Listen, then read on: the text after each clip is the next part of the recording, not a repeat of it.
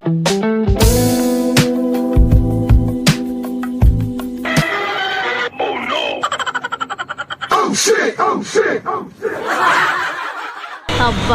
ఈ వాతావరణం ఇంత చల్లగా జీవితం మొత్తం ఉంటే ఎంత బాగుండేదో. అదే ఎండొస్తే మా అత్తయ్య రోజు 3 సార్లు స్నానం చేసేది.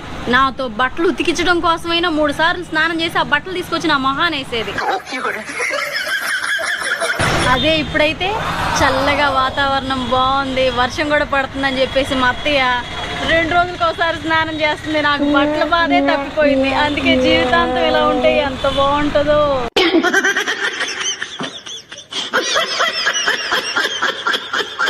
హాయిగా ఉందమ్మా నాకు.